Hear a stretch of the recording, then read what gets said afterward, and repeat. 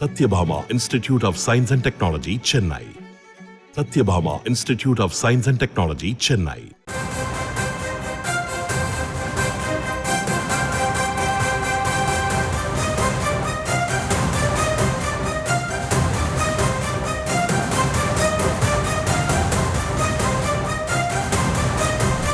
அண்மை செய்தியை பார்த்து வருகிறோம்.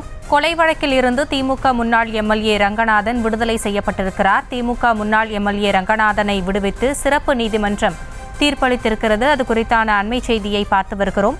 இது குறித்த கூடுதல் விவரங்களோடு இணைகிறார் எமது செய்தியாளர் மதியழகன். மதியழகன், வணக்கம். விரிவான விவரங்கள்.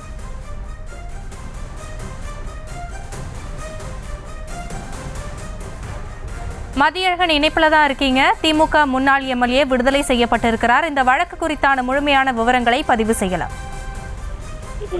சென்னையில் உள்ள கொளத்தூர் காமராஜ் நகர் அருகே உள்ள காந்தி நகரைச் சேர்ந்த மாற்றுத்திறனாளியான புவனேஸ்வரன் என்பவர் ரியல் எஸ்டேட் தொழில் செய்து வந்த நிலையில் கடந்த 2012ஆம் ஆண்டு ஜூலை மாதம் மர்ம கும்பலால் வெட்டி படுகொலை செய்யப்பட்டார். நிலத்தகராறு தொடர்பான பிரச்சனையில் நடந்த இந்த கொலை சம்பவம் தொடர்பாக வழக்கு பதிவு செய்த கொளத்தூர் காவல் நிலையத்தினர் சையத் இப்ராஹிம், செல்வம், முரளி, குமார் ஆகியோருக்கு எதிராக விசாரணை நீதிமன்றத்தில் குற்றப்பத்திரிகை தாக்கல் செய்திருந்தனர். இந்த நிலையில் வெள்ளிவாக்கம் தொகுதி திமுக முன்னாள் எம்எல்ஏ ரங்கநாதனின் தூண்டுதலின்படிதான் தனது மகன் கொலை செய்யப்பட்டதாக கூறி, ஆனால் குற்றப்பத்திரிகையில் ரங்கநாதனின் பெயரை சேர்க்கவில்லை என்பதால் குற்றப்பத்திரிகை ரத்து செய்து சிபிஐ விசாரிக்க உத்தரவிடக் கோரி புவனேஸ்வரனின் தந்தை சிவா சென்னை உயர்நீதிமன்றத்தில் மனு தாக்கல் செய்திருந்தார். அந்த மனுவை விசாரித்த சென்னை உயர்நீதிமன்றம் குற்றப்பத்திரிகையில் ஏராளமான முரண்பாடுகள் உள்ளதாக கூறி அதனை ரத்து செய்ததுடன் டிஎஸ்பி அந்தஸ்துக்கு குறையாத அதிகாரி தலைமையில் சிபிஐ விசாரணை நடத்த 2014ஆம் ஆண்டு உத்தரவிட்டது. அதன்படி விசாரணை நடத்திய சிபிஐ காவல்துறையினர் திமுக முன்னாள் எம்எல்ஏ ரங்கநாதன், சையத் இப்ராஹிம், செல்வம், சதீஷ், முரளி, குமார், தனிகாச்சலம், பாலச்சந்திரன் உட்பட 12 பேருக்கு எதிராக சிறப்பு நீதிமன்றத்தில்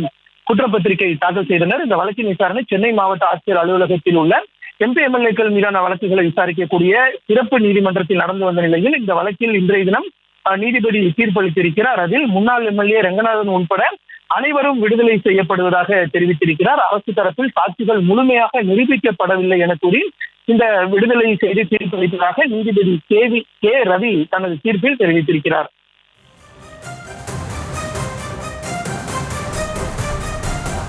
தங்களுடைய விவரங்களுக்கு நன்றி Mathiyazhagan. Satyabhama Institute of Science and Technology, Chennai. Satyabhama Institute of Science and Technology, Chennai. செய்திகளை உடனுக்குடனும் துல்லியமாகவும் தெரிந்து கொள்ள சப்ஸ்கிரைப் பண்ணுங்க.